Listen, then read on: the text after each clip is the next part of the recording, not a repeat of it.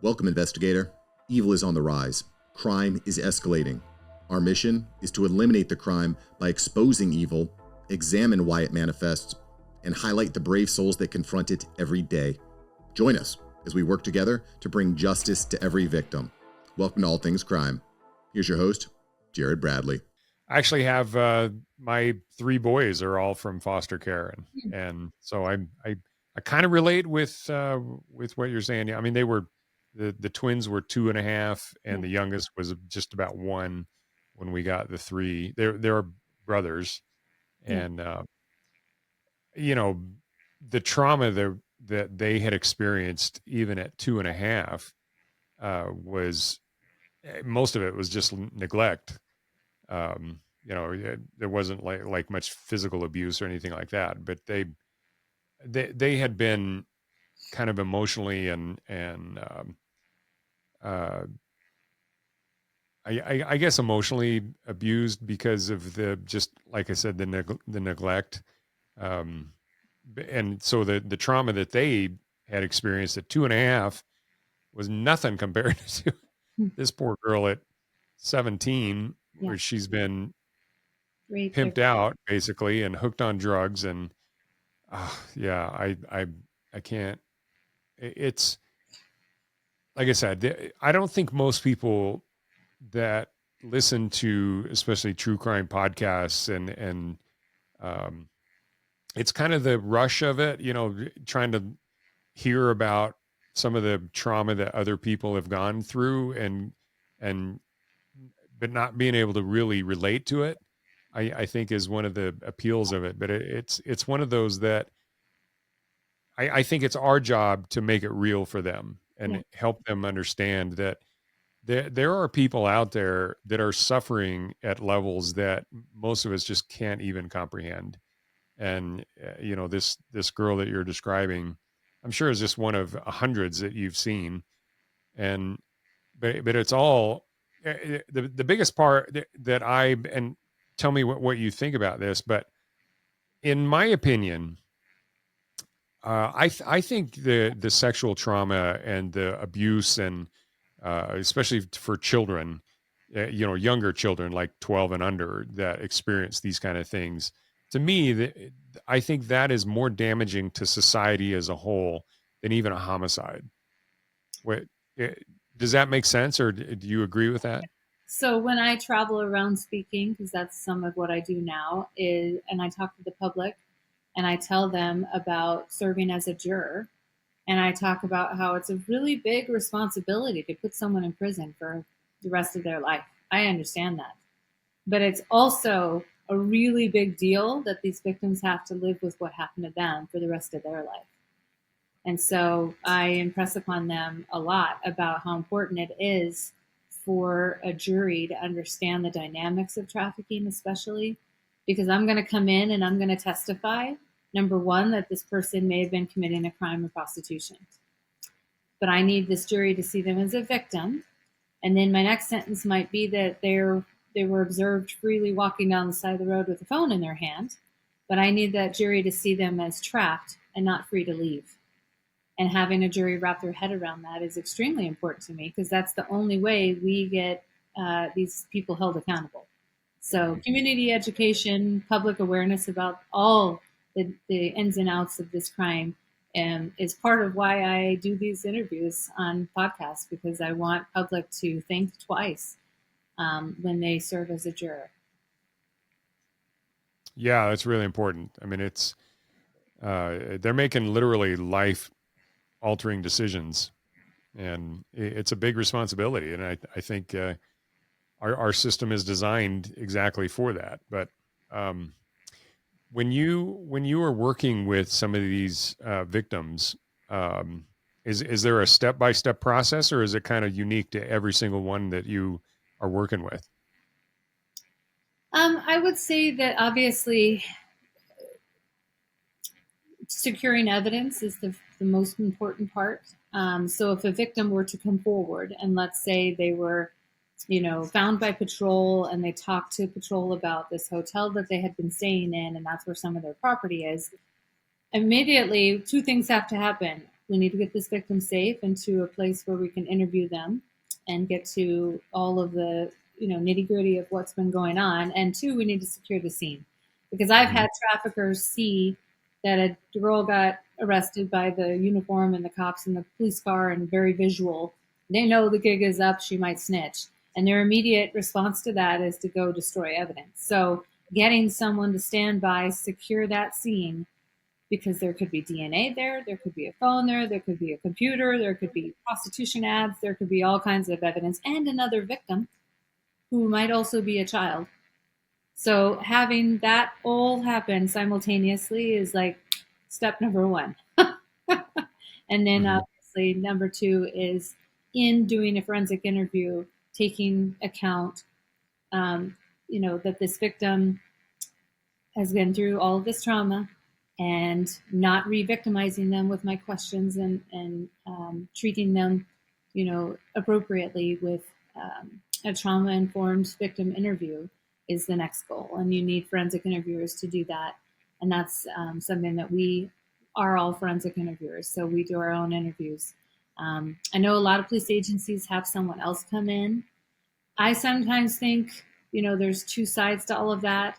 I have rapport with this victim right now, so I feel like I would get more out of this interview with them, because I've been the detective that they've seen doing all this stuff the whole time that we've had contact with law enforcement. So I feel like that is, instead of interrupting that flow and rapport and bringing in someone new, some stranger from, the forensic interviewing location to come in. And, I don't know. I mean, sometimes you can see it both ways, that person might have, a better ability to come in as a stranger. They might see me as, she's going to go arrest my pimp, and I kind of have feelings for my pimp still, so then they'd see me as a bad guy. So there's two sides to this whole thing, but I think I've been pretty successful with a lot of the interviews I've done, and holding these people accountable and doing it all, the whole thing, the warrant, the locating evidence, the interview, all of it. Yeah. You said something just now, feelings for the pimp. Oh yeah. Is that, I mean, to me, that would almost have to be like Stockholm syndrome. Yeah. So that's part of why it's so difficult to get victims to come forward and talk about this in the first place. So, in investigating these trafficking crimes, sex trafficking specifically, we have to prove force, fraud, or coercion. And the force is pretty self-explanatory. That's a violent incident, visible sign of injury, something you can see. The fraud and the coercion are harder to explain and harder for anyone to wrap their head around. But the fraud, that's part of that whole false promises, the victims thinking they're in a relationship with this person, the manipulation of this pimp telling them that they care for them, that they love them, that, all of the manipulation is that fraud. And then the coercion are the threats. And that is also real to victims. In addition to, in one sentence saying, I love my pimp, I'm still in love with my pimp, I'm not sure I want them to be in trouble, they're also thinking about all the times that this pimp said, if you snitch, this, and this is going to happen to you. Because that is the threats. And those threats are very real to victims. I have coined the phrase, a pimp is the most reliable person you'll ever meet. If they say they're going to beat you up, they are going to beat you up. And I tell the public that because I want them to know that's one of the only reasons why these victims are in this situation, staying in this situation, because they believe the outcome of these threats. And so those feelings are all going on at the same time in the moment of a rescue for a victim. And I completely understand all of that. And a lot of it comes from not only the experience I have investigating these crimes and doing hundreds of interviews over the years, but as a female undercover, I have been recruited and groomed by a pimp as well. Multiple. Over social media, in hotel rooms, and out on the street when I'm posing as a prostitute. And I know all the things that they say. I know all the tactics that they use. And so that's where I think I have an even more unique experience being a female undercover and having experienced at least the initial recruitment and grooming by lots of traffickers. So of all the officers that are involved, especially in investigating these kind of crimes, I would think that the females would be a lot more effective, especially in interviewing like a victim, than a male would, especially because I'm sure 99% of the time that these victims are actually victimized, it's by men. Would you agree with that, or is that something you've experienced? Yeah, so when I go teaching law enforcement, I have a whole class on interviewing, and I talk about the pros and cons of using a female interviewer versus a male interviewer. Using a female interviewer sometimes backfires. You wouldn't think so, but in a situation where this victim has been around other females who are all competing for the attention of this pimp, here comes another female. And sometimes that doesn't, like, that dynamic doesn't work. Like, I am not trying to say I'm the best of the best. I do my best. And if I recognize that we're not vibing, I will excuse myself and I will call my partner to come in and continue on with the interview. But at the same time, these females have been manipulating men, and their pimp has taught them how to manipulate men on a regular daily basis, multiple times a day. And so they don't have that out of their system yet just because they're disclosing a trafficking incident. And so if a male detective comes in, my partner has, had to leave the room also because this female is trying to come on to him. And so it is a case by case basis for sure. Mm. That's such an interesting dynamic Yeah. that I didn't think about. These I think most people in society would view these prostitutes as being uh, in such a mindset and position that they would immediately, once they realize that they're pulled out of the immediate danger at least of being abused or whatever the threats that the pimp has given them, that they would then kind of be able to relax. But I guess especially when their training has been associated with trauma so vividly that um, maybe they still get into uh, I guess they fall back on that training. So no, I think what it is like I said, in that moment of a rescue, or it's a contact with law enforcement in a negative light. It's a juvenile that never intended to meet the officer that day. They got caught. They were in the undercover car with the male detective, and then the police came, and they're mad. They don't want us to rescue them, if you can believe that. They don't Mm, want to talk to us.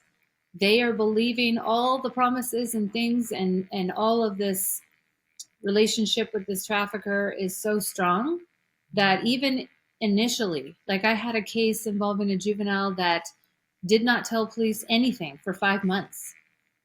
She's 16 years old.